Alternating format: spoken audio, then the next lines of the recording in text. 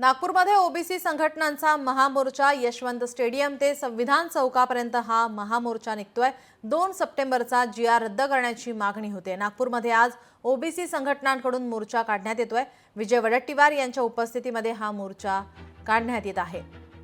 राज्य सरकारने 2 सप्टेंबरला काढलेल्या शासन निर्णयामुळे ओबीसी आरक्षणाला धक्का बसल्याचा आरोप करत हा शासन निर्णय रद्द करावा, तसेच 2014 पासून दिलेली कुणबी प्रमाणपत्रे आणि जात पडताळणी याची श्वेतपत्रिका काढावी या 2 मागण्यांसाठी ओबीसी संघटनांकडून नागपुरात हा मोर्चा काढण्यात येत आहे।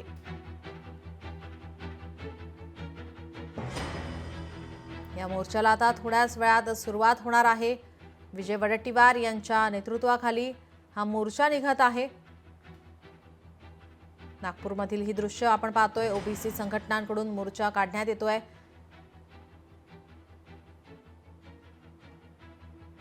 याचाच आढावा घेतला आहे आमचे प्रतिनिधी ज्ञानेश्वर पवार यांनी। 2 सप्टेंबरचा मराठा समाजाच्या आरक्षणासाठी काढणारा जीआर जे आहे ते रद्द करण्यात यावा या प्रमुख मागणीसाठी आज नागपुरात सकल ओबीसी समाजाचा महामोर्चा निघतो आहे।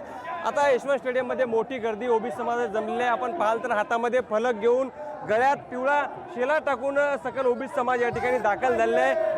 ओबीसीचा संघर्ष योद्धा असा फलक जे आहे ते विजय वडेट्टीवार यांच्या नावाने काही कार्यकर्ते या ठिकाणी पदाधिकारी दाखल झाले। आपल्यासोबत काही ओबीसी बांधव आपण त्यांच्याशी बोलण्याचा प्रयत्न करूया। काय सांगाल, एकूणच मागणी आहे सकल ओबीसी मोर्चाच्या माध्यमातून काय नेमकी मागणी करणार आहे तुम्ही? सर, मागणी महत्त्वाची 2 तारखेचा जो जीआर निघाला होता तो कॅन्सल झाला पाहिजे अशी आमची मागणी आहे।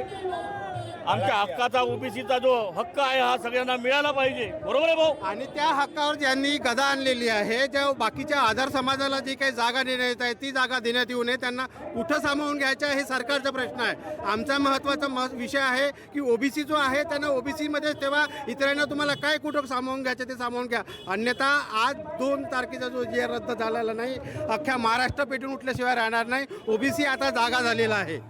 एकूणच पाहायला जर गेलं तर सरकारच्या माध्यमातून सांगण्यात येत आहे की ओबीसी समाजाचा कोणताही नुकसान यामध्ये होणार नाहीये, त्यामुळे ओबीसी मध्ये संभ्रम जे आहे ते निर्माण केल्याचं काम जे आहे ते ओबीसी नेते करतात असं सरकारचा आरोप आहे। सरकारने जो काळा जीआर त्यांना आरक्षण दिलेलं आहे त्यामध्ये त्यांचं कुठलाही मानसिकता नाही त्यांची, त्यांना आमच्या ओबीसी समाजामधूनच आरक्षण देणार असं त्यांचं म्हणणं आहे आणि ते देणार आहेत। त्यांची ती सुरुवात आहे आणि हा आम्ही होऊ देणार नाही, हा आमचा निर्णय आहे। आम्ही आमच्या आरक्षणामधून त्यांना आरक्षण देणार नाही, हे आमची मागणी। काय भूमिका राहू शकते पुढे ओबीसी समाजाची पुढे काय भूमिका राहू शकते? जातीनिहाय जनगणना झाली पाहिजे, महत्त्वाचा विषय आहे। आणि हे खोटे जे दाखले देत आहेत ते कुठेतरी थांबल्या पाहिजे। काळा जीआर तात्काळ रद्द सुद्धा झाला पाहिजे, नाहीतर ओबीसी आता हा जागा झाला, हा ट्रेलर आहे, याच्यानंतर पिक्चर सुद्धा दिसणार आहे। यांनी सरकारने जागृत व्हावं। हा जो मोर्चा आज नागपूरमध्ये धडकलेला मोर्चा भविष्यामध्ये मुंबई दिल्ली वगैरे घडू शकतो?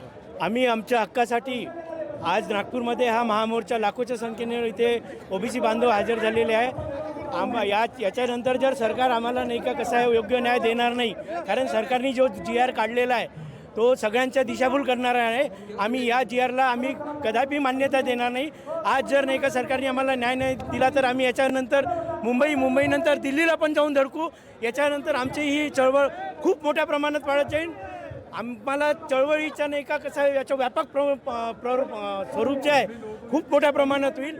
इथे लाखोच्या संख्येने झालं आहे, तिथे मुंबई आम्ही पण जाम करण्याचं एकंदरीत ओबीसी समाजाच्या भावना आपण समजू शकतो की ज्या पद्धतीने 2 तारखेला जो जीआर काढला मराठा आरक्षणासंदर्भातला तो तात्काळ रद्द करण्यात यावा, यामुळे कुठली ओबीसी समाजाचं जे आहे ते नुकसान होणार आहे अशा भावना जे ते ओबीसी बांधवांकडून व्यक्त केल्या जात आहे।